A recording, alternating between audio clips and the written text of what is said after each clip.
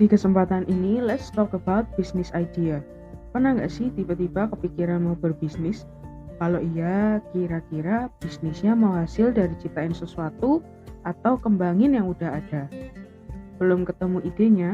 Jangan khawatir guys, kalian bisa banget cek-cek produk atau jasa yang ada di sekitar kalian.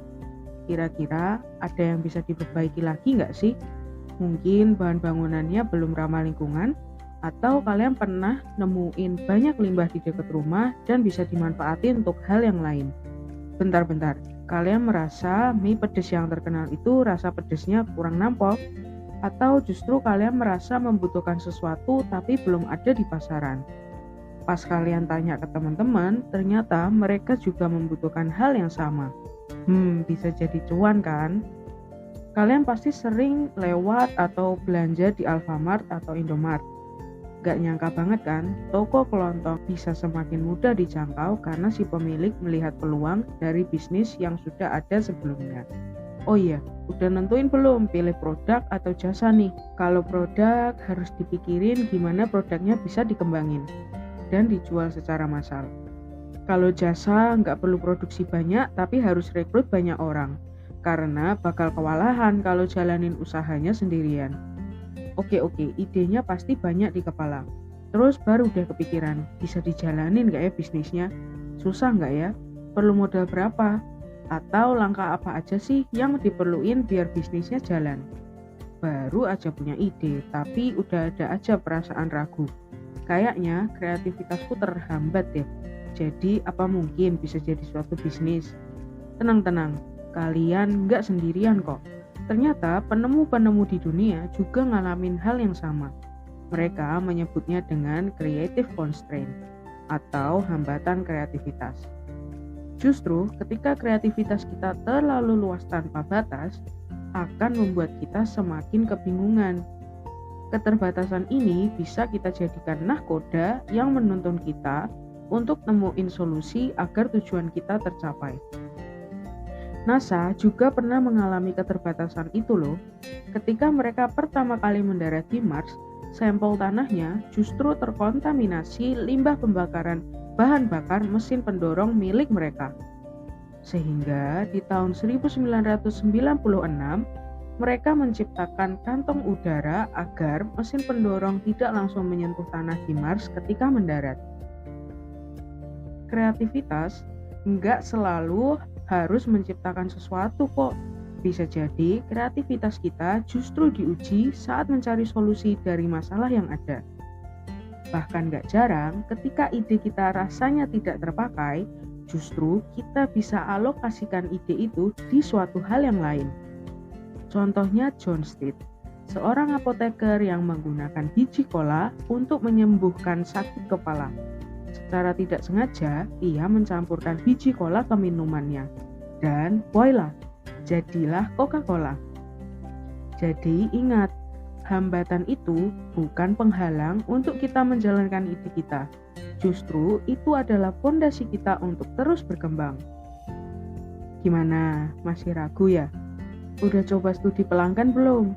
Mungkin itu bisa bantu kalian untuk tahu tren apa yang sedang disukai oleh masyarakat. Dalam menentukan ide bisnis, kita perlu selalu melihat jauh ke depan, sehingga kita bisa selangkah lebih maju dari bisnis yang lain. Dengan begitu, akan memperluas kesempatan untuk ide kalian bisa berjalan. Perlu juga sikap yang inovatif dan terbuka dengan perkembangan yang terjadi di sekitar kita. Kalau kata Mary Riana sih, usaha itu perlu banyak proses, bukan protes. Pokoknya asah terus kreativitas kalian. Dan ingat, hambatan adalah fondasi. Boleh banget kok kalian perbanyak jalan-jalan di sekeliling rumah. Selain untuk olahraga, berjalan kaki juga bisa meningkatkan kreativitas kalian loh. Ngobrol dengan teman yang punya skill berbeda, boleh banget tuh. Jadi bisa saling tukar pikiran kan? Bisa jadi tiba-tiba ada aja inspirasi yang muncul. Jangan lupa dicatat supaya ide kalian itu nggak hilang gitu aja.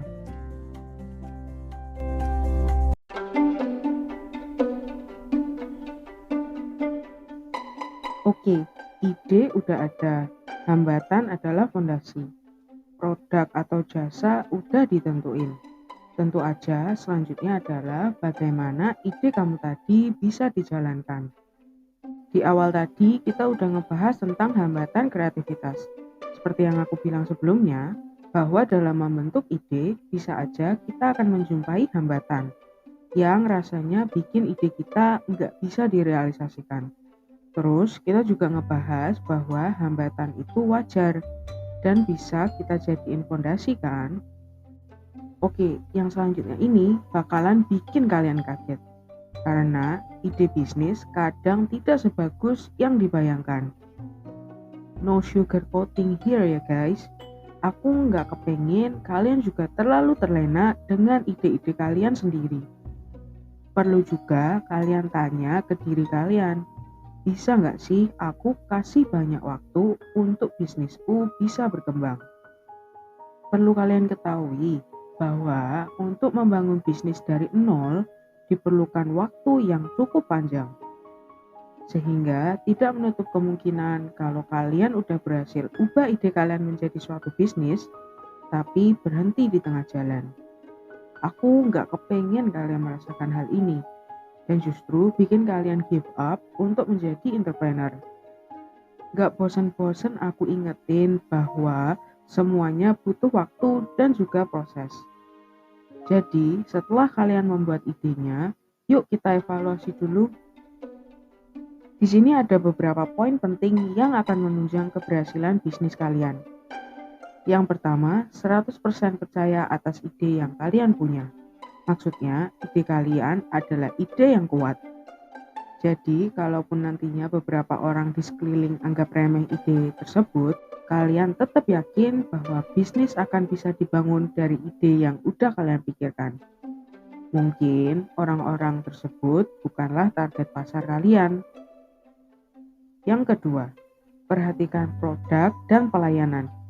Di sini ada nggak sih yang kepikiran mau bikin produk paling berkualitas aja, jadi kan nggak perlu memberikan pelayanan langsung ke customer.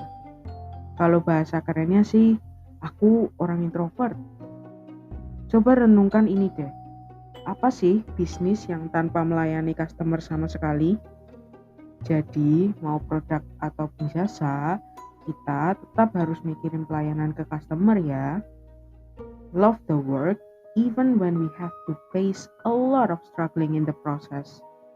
Friends, membangun bisnis itu berarti semua rencana, semua pilihan, langkah apa aja yang dipilih, apa aja yang harus dikerjain, semuanya itu ada di tangan kalian loh.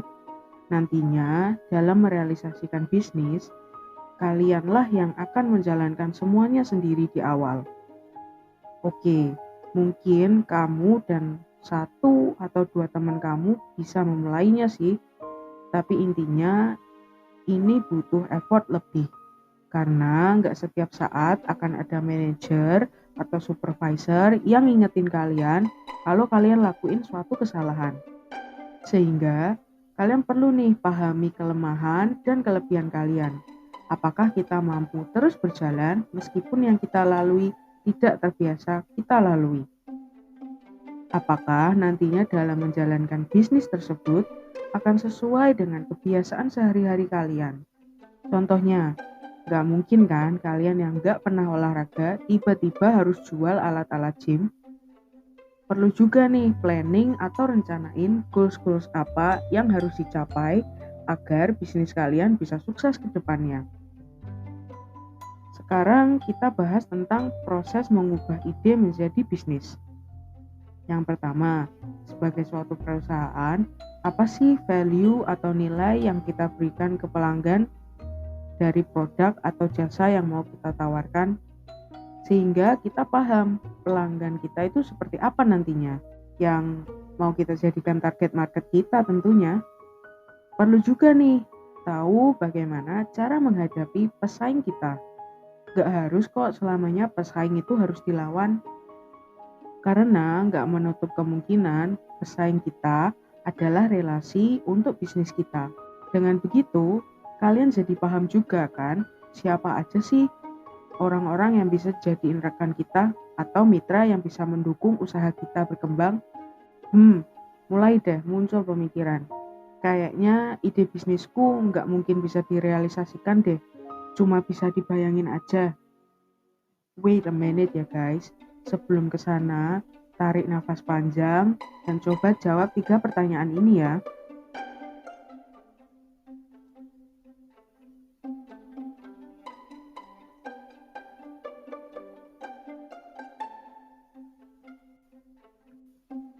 Oke, kalian jawab yes dari semua pertanyaan itu. Kalian berarti cuma kurang pede aja deh kayaknya. Tapi kalau rata-rata jawabannya adalah no, aku kasih tips yang terakhir ya.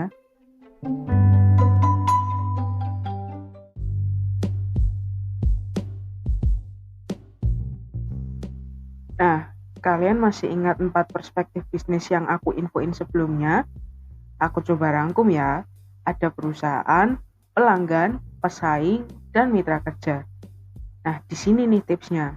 Biar lebih mudah, kalian bisa analisis 4 perspektif tersebut ke dalam analisis SWOT yang bisa kalian cek di slide berikut.